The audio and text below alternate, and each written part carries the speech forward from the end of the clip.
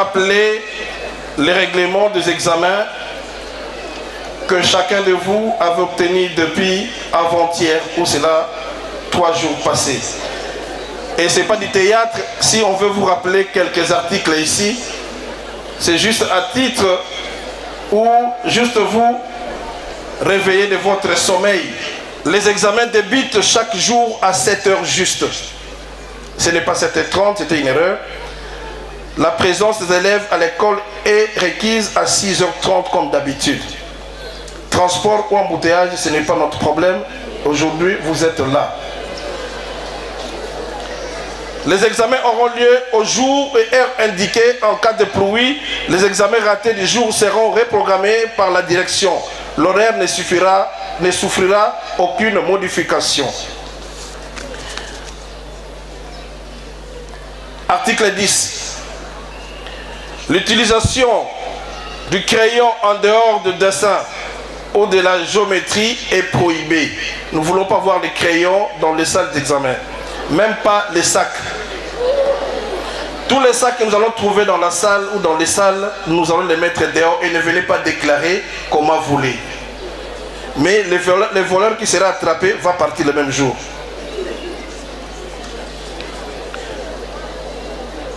L'élève écrit son nom au grand complet dès réception de sa copie d'examen. Toute copie qui ne porte pas le nom est d'office annulée. Les plumiers, trousses, téléphones portables sont strictement interdits, comme je viens de le dire, dans la salle d'examen. Article 14, écoutez bien et notez bien. Est considéré comme tricheur. Nani Azali tricheur. Donc exposé aux sanctions prévues par le règlement intérieur. Pas de négociation.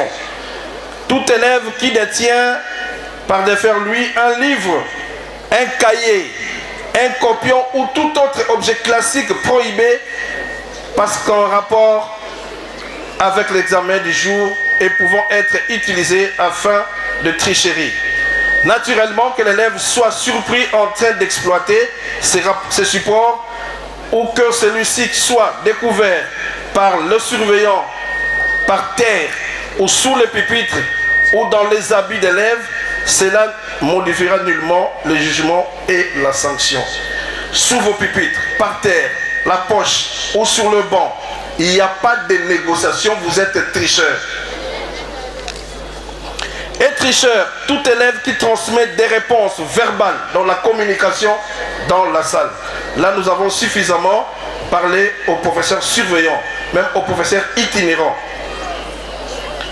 Par des signes, copions ou par des supports généralement, quelconque doit, dans ceux en rapport avec les technologies d'information et de la communication. Et tricheur, tout élève qui lorgne sur la feuille des examens de son voisin est assimilé au tricheur.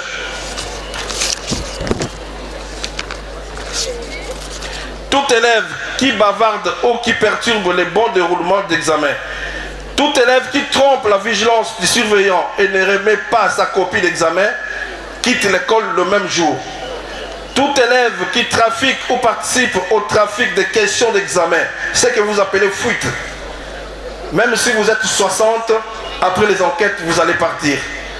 Tout élève qui change de place et de local sans autorisation expresse de la direction, et l'autorisation ne sera pas verbale par écrit. Si vous changez de local qu'on vous trouve, vous êtes assimilé au tricheur. Tout cas de tricherie est sanctionné par l'exclusion définitive et dans l'immédiat. On ne va pas attendre la fin des examens. On vous attrape comme si vous commencez le 29, le 30, le 29. Vous quittez l'école le même jour, le premier jour là. Pas de négociation. Qui que vous soyez. De la 7e jusqu'en 6e. L'élève qui termine son examen du jour quitte directement l'enceinte de l'école en silence, sans traînailler dans la cour ni aux alentours de l'école. L'élève surpris en faction ou en vagabondage dans le périmètre de l'école s'expose aux sanctions prévues par le règlement intérieur. Si la durée de l'examen est d'1 heure, aucune autorisation de sortie pour une quelconque raison ne peut être accordé. Pour terminer, je résume, évitez d'être en retard. Nous savons que vous êtes là à 6h30. Vous terminez, partez chez vous, ne traînez pas ici. Mais en parlant, le frère va parler, le frère, et moi j'insiste pour la tenue et le respect.